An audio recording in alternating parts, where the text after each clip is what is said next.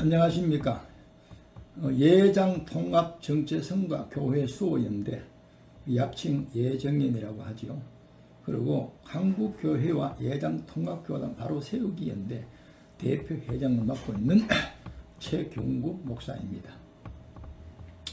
지난 109회 총회는 권한 없는 자들이 불법으로 총회를 진행했기에 당연 무효이다 라는 오늘 글을 썼습니다.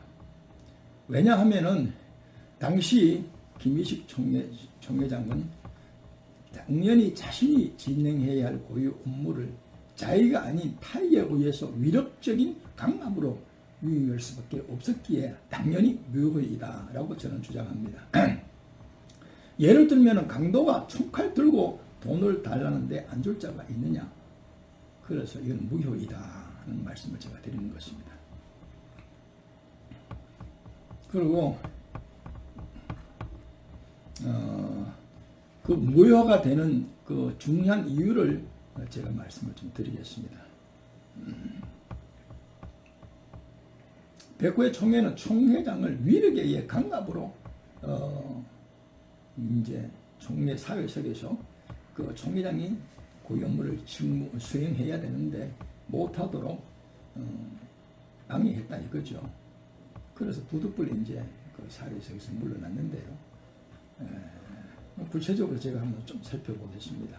왜 무효가 되느냐 하는 말씀을 좀 드려볼게요. 이 109회 총회가 있기 전부터 그 김희식 총회장을 그 총회에 나오지 못하도록 불참해야 한다는 그러한 공고를 진경 총회장단에서 그 성명서를 발표했죠. 이것은 당연히 김희식 총회장이 총회에 와야 되는데 그 오지 말라고 했기 때문에 이것은 하나의 직권남용이고 이것 하나의 업무 방해다. 그런 생각을 제가 하게 되었고요. 두 번째는 108회 총회 임원들이 당연히 자신들의 총회장을 지켜야 하건만 이들마저도 동조하여 김희식 총회장을 총회 불참 공고를 공문 형식으로 전달하려 했습니다만 김희식 총회장은 그 공문을 받지 않았습니다. 이것도 한국기도 공고를 통해서 공개되었습니다. 이것도 하나의 업무 방해죠. 세 번째로 신앙 고백 모임, 그때 회장 박은호 목사인데 정명계 목사입니다. 이 모임에서 중심이 되어가지고 여기에 이제 중요한 그 멤버가 이제 그 뭐 전세광 목사, 김지한 목사, 김경호 목사, 이런 사람들을 포함해서 약 한 1,500명의 사람들이 서명을 해가지고 도중에 사퇴하라 하고 이제 압력을 많이 넣었죠.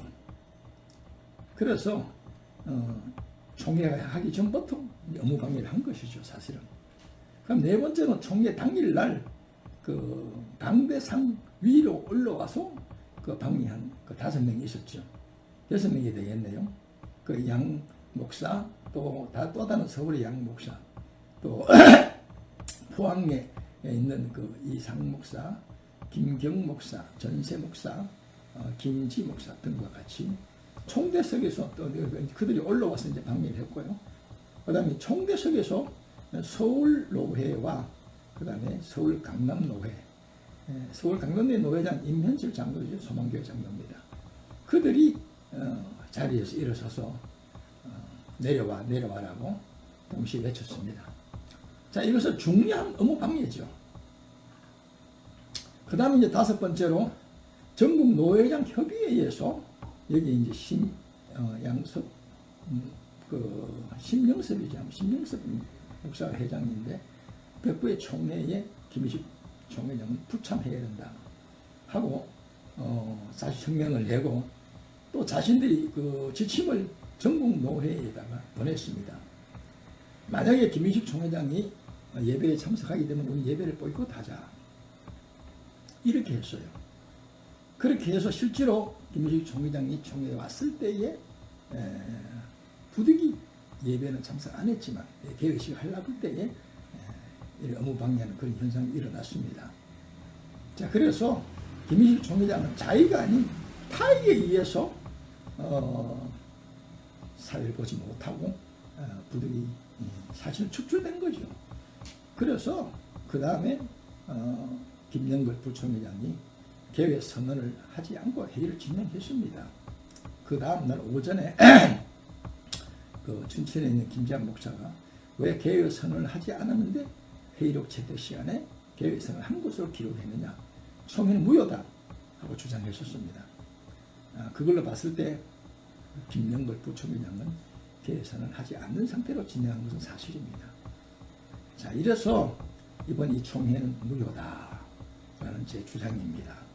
여러분들, 예수님께서 잃어버린 100마리 양 가운데 잃어버린 한 마리 양을 찾아 나섰잖아요.